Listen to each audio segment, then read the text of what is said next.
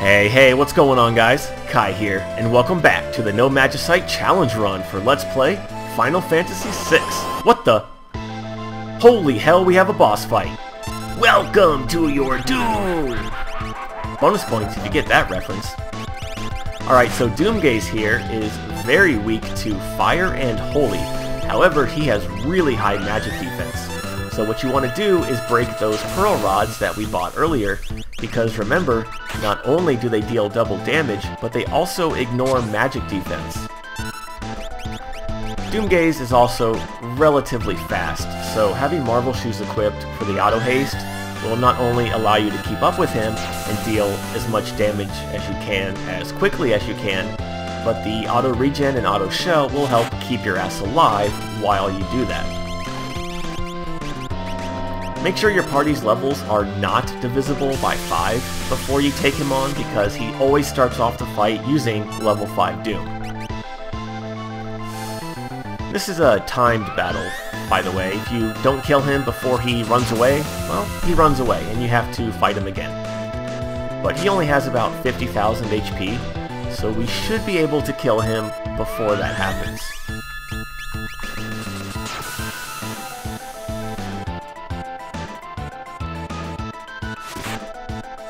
Yeah, got him. If he does run away, then all you have to do is land your airship, get back in, and he will relocate himself, and then you just fly around until you fight him, and then that's it. He doesn't recover any HP in between battles. And for defeating Doomgaze, we get a piece of Magicite. Alright. Specifically, we get the almighty Bahamut Esper. Not that I'm allowed to use it in this playthrough, but let's take a look at it anyways. Really good HP bonus when you level up, and you can learn Flare, one of the best magic spells in the game in my personal opinion.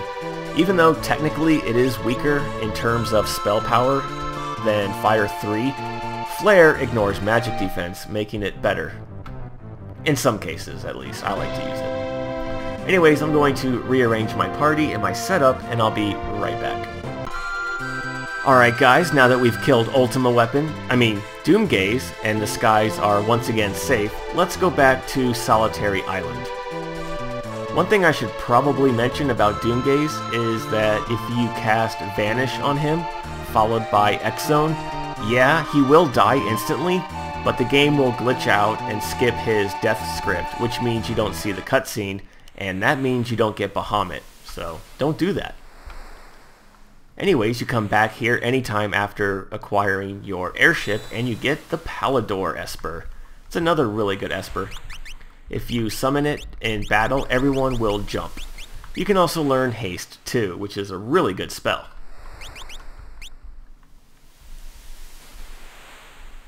If you did keep Sid alive, you could talk to him here, but he has no new dialogue.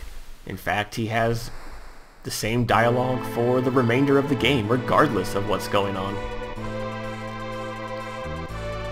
Alright, now, actually with so many choices laid out before me, I don't know what we should be doing next. You know what? Let's just do some good old-fashioned exploring. See what this brave new world has to offer. Wait a second, those trees look awfully suspicious, don't they? Let's have a look around. Make sure you have Sabin with you, by the way. No reason, just want to have Sabin with you. Bannon? Duncan? You're alive?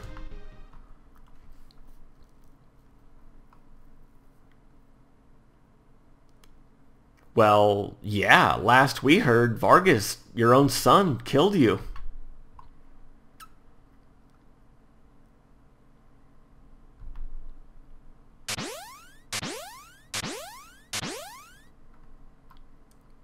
Are you crying? You're a badass freaking monk and you're crying? There's no crying in baseball. Damn, old man can jump.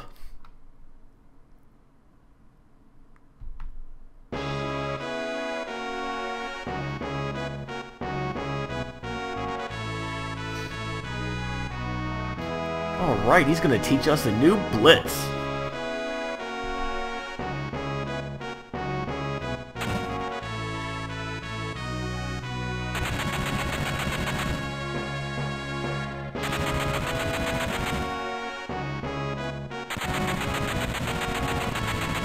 Damn, they're really going at it.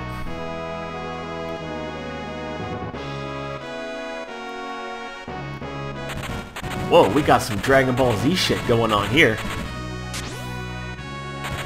Speaking of that, the new Dragon Ball Z movie comes out this summer. Can't wait. Alright, for beating the crap out of an old man, we get the Ultimate Blitz Bum Rush. What a kick-ass name for a blitz. Although I do like its proper translation as well. I think it's called Phantom Rush. But yeah, now it's time to give Kefka the boot. Daz boot. Right to the face with a Power Ranger pose from everyone. So Bum Rush, as you can probably guess, is the ultimate blitz for Sabin, and look at that input, holy hell. That's going to be a pain in the ass on a keyboard. But the interesting thing about Bum Rush is that it's a magic-based attack. Yeah, even Sabin's best blitz is magic-based, so you want to boost his magic damage accordingly. Speaking of that, let's give him the Tiger Fangs, really good weapon. And earrings, yes. Let's go put that new skill to use, shall we? Also, you want to make sure everyone has... well, I don't have it equipped. Gaia Gears. Even Terra. Okay. It's time we got down and dirty, if you know what I mean, viewers. Let's see here. We need to go back to the Opera House. We're going to be doing a lot of miscellaneous stuff today, viewers. Try to knock out all of these little side quests first.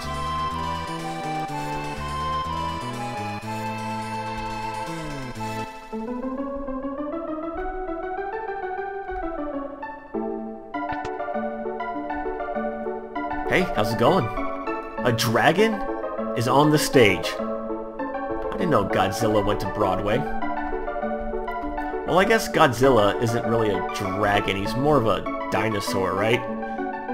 Whatever. Anyways, let's try hitting this switch. Hey, who turned out the lights? I like the little eyeballs there. No, we want to hit this switch. Whoa! Wrong lever!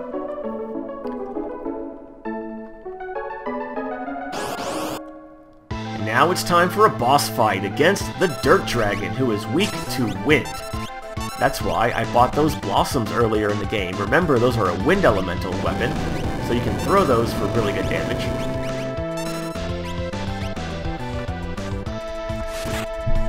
Let's see if I did that right.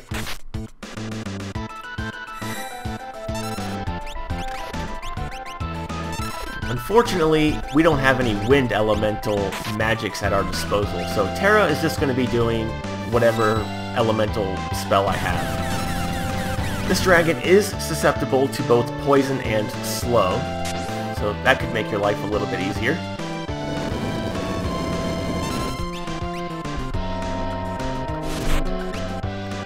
$5K, not bad, not bad. If I had some Magicite, I'd be dealing closer to $7K, but that's okay. Damn it.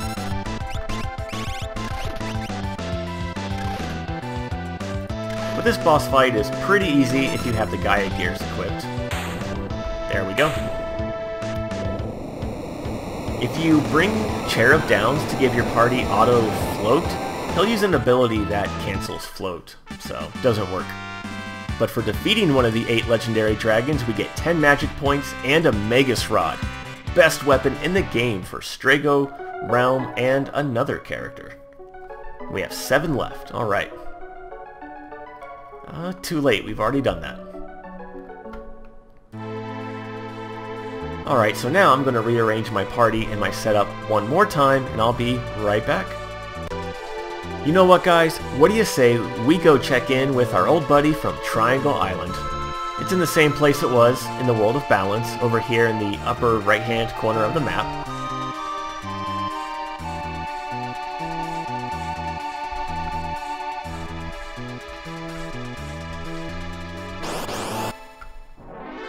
Zone Eater. Wait a minute. Oh god, it's a freaking sandworm. He just munched on Terra. Giggity. Hold on a second, did he just eat Terra? Wonder what happens if everyone gets eaten. Let's find out. And yes, viewers, I know what this enemy looks like. It must be another one of those unwritten RPG laws that dictates all sandworms must look like giant erect dicks. Absolutely. Wow, this guy's going to engulf everything. What do you mean you don't like my earnest impression? Come on now, that was good. Is he really just gonna spam Demi all day? I guess so.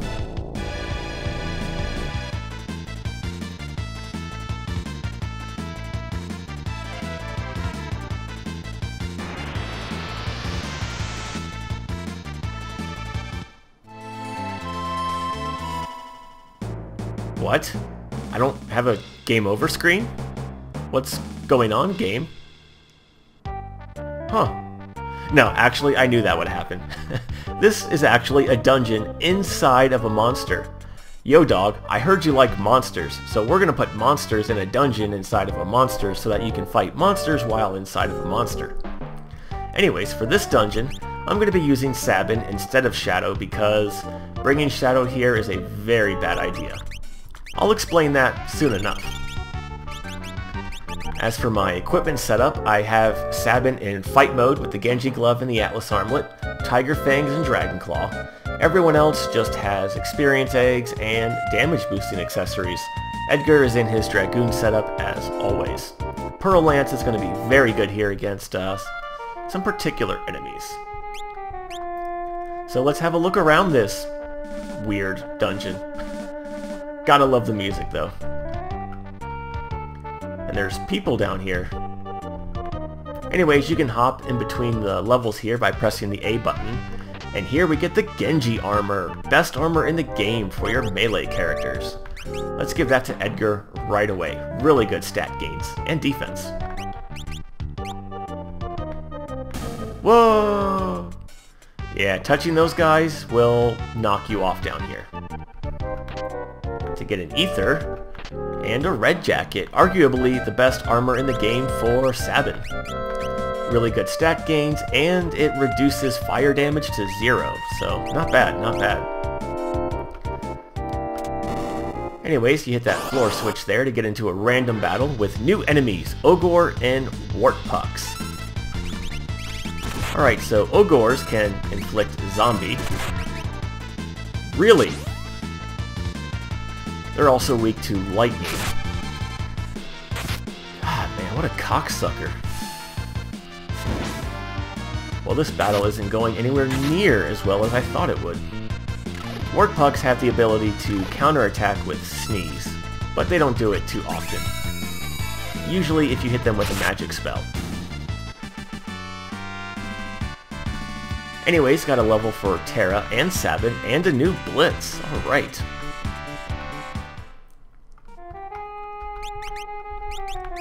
That is the Airblade Blitz, an air elemental attack that hits all enemies for magic-based damage. Not bad, not bad. Man, it's a good thing we have a lot of these Revivifies. And again, Celeste is pretty much only here to be my heal bot, and so she can get a few levels. That's it. Anyways, let's try this again. And fight more new enemies, Coverts and Tap Dancers. This battle is hard. The ninjas are weak to Holy, thankfully, so Edgar is going to deal a ton of damage. Sabin does decent damage too with the Dragon Claws, because remember, those are Holy Elemental. Now, these enemies here are very deadly. If you throw anything at them, they'll counterattack with a throw of their own, and deal anywhere between 7,000 to 9,000 damage, so don't do that.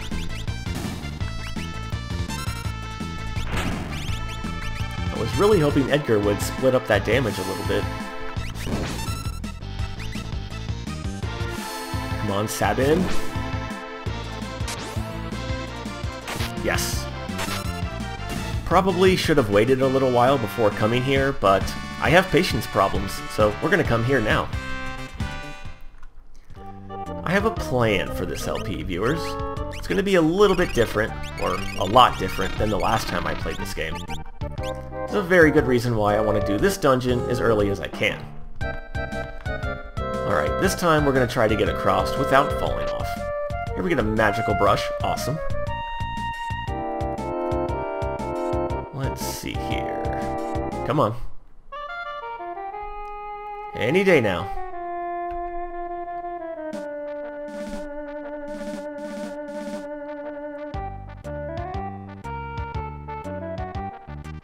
Thank you. Go, go, go! Damn it! Alright guys, made it back here to Kappa Bridge, so let's try this jump one more time. It's really not that difficult. There we go. I knew you could do it, Sabin. And over here in this treasure box we get the fake mustache. That'll change Realm's sketch command into control, and just like in Final Fantasy V, it allows you to control enemies. Alright, now to get back up there. Huh.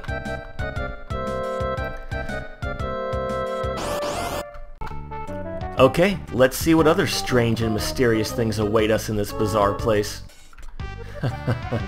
Oh, this room. Notice the ceiling is rising and falling. If you happen to get crushed by the ceiling, you die. Game over. So all you gotta do is use the gaps in the ceiling as safe areas and navigate your way through here. Make sure you pick up that hero ring. You know what? That is a very small pixel, so let's get ballsy and just go for it. There we go. Tac stars are the most powerful ninja stars in the game. Unfortunately, there aren't too many of them. If only there was a way to get as many as I wanted. And in this room, you just have to bounce on the treasure boxes to get around, and hit this floor switch.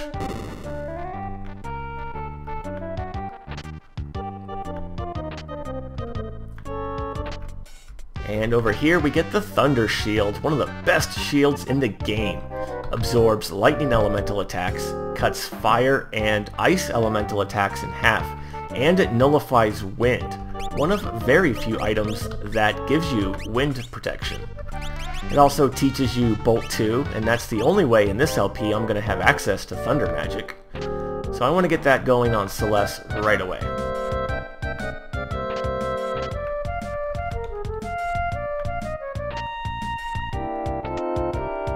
What the? Is there somebody living down here? Shrouded in odd clothing. Is this a man, a woman, or should we ask?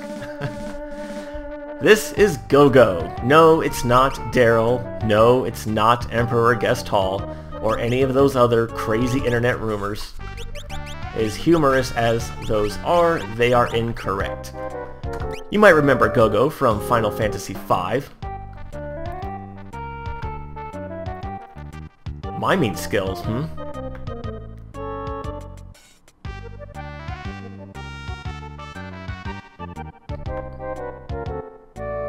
Well, you see, what had happened was...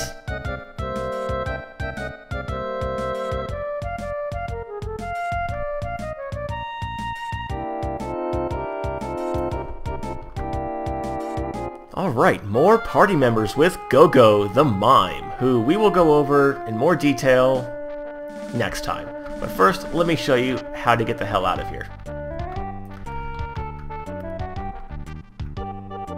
You know what? I'll just meet you back at Kappa Bridge. You know what really bugs me, viewers?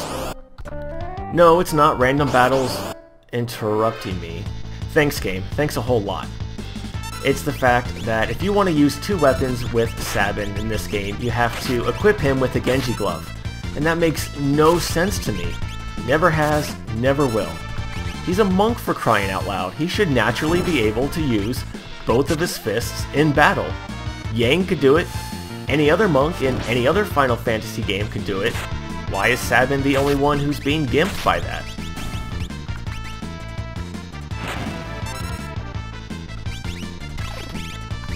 Oh, right, I almost forgot. After that last battle, Terra leveled up and learned Cure 2, finally, at level 33. So her spot in the party has been solidified. Man, it still sucks knowing that Cure 2 is the best healing spell I'm gonna have in this LP. Aside from Whirlwind, that is. Anyways, quickest way to get out of here is to just get knocked down here and then come out this way. How do we get out of here, you ask? Just come towards the light. Yeah, you just step in here and you get shot out of its blowhole, or whatever. But now that we have Gogo in our party, what plans do I have in mind for him? And will he be the key to breaking this LP? You guys will just have to wait until next time to find out. But until then, as always, thank you for watching, and I hope you have a good day. Take care.